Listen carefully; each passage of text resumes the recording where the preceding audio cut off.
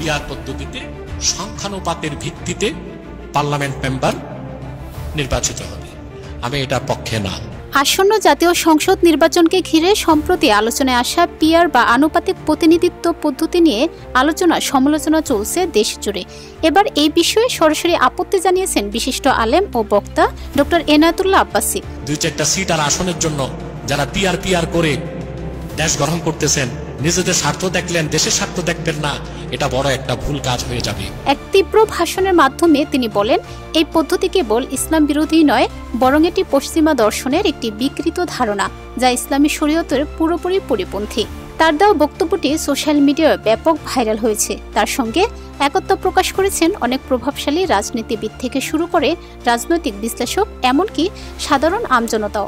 জীবন অবাক না করলে কে করবে? 28% মিল্ক ফ্যাটের অবাক করার সাথে ফ্রেশ মিল্ক পাউডার। জীবন অবাক করুক প্রতিদিন। তিনি পিআর পদ্ধতিকে অন্ধকারের ওপর অন্ধকার আখ্যা দিয়ে বলেন, গণতান্ত্রিক পদ্ধতি ইসলাম সমর্থন করে না, তার মধ্যেও আবার পিআর পদ্ধতি, এটা তো অন্ধকারের উপর আরেক অন্ধকার। তিনি প্রশ্ন তোলেন, যেখানে সংস্কার হবে কোরআন সুন্নাহ অনুযায়ী, সেখানে কিভাবে পশ্চিমাদের তৈরি বিকৃত একটি রাজনৈতিক ধারণা ইসলামী মূল্যবোধে জায়গা নিতে পারে। ডক্টর আব্বাসী বলেন, ইসলাম নেতার গুণাবলী সম্পর্কে সুস্পষ্ট নির্দেশনা দিয়েছে। নেতা হতে হবে ধার্মিক, আমানতদার, দুর্নীতিমুক্ত, নামাজি ও সুন্নতের অনুসারী। কিন্তু আপনি যদি পিআর পদ্ধতিতে যান, তাহলে আপনি জানেন না কে আপনার নেতা হবে। হতে পারে একজন শিরকবাদী, মুনাফিক, বেনামাজ বা ফাসিক ব্যক্তি। এটা অনেকটা জুয়া খেলার মতো। তিনি আরো বলেন, এই পদ্ধতিতে কেউ হয়তো ভেবেছে তার নেতা হবে একজন নুরুল ইসলাম, কিন্তু শেষ পর্যন্ত দেখা গেল নেতা হয়ে গেলেন কোনো চ্যাটার্জি কিংবা ব্যানার্জি।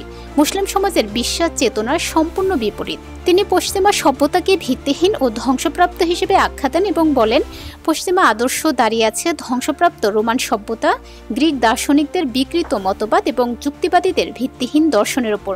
এগুলো 3টি মিথ্যা স্তম্ভ। ডক্টর আব্বাসী বলেন, মুসলিম সমাজ আজ ভুল পথে পরিচালিত হচ্ছে। নেতাদের নির্বাচন থেকে শুরু করে সংস্কৃতি, শিক্ষা, জীবনধারা সবকিছুতেই পশ্চিমাদের অনুসরণ করা হচ্ছে।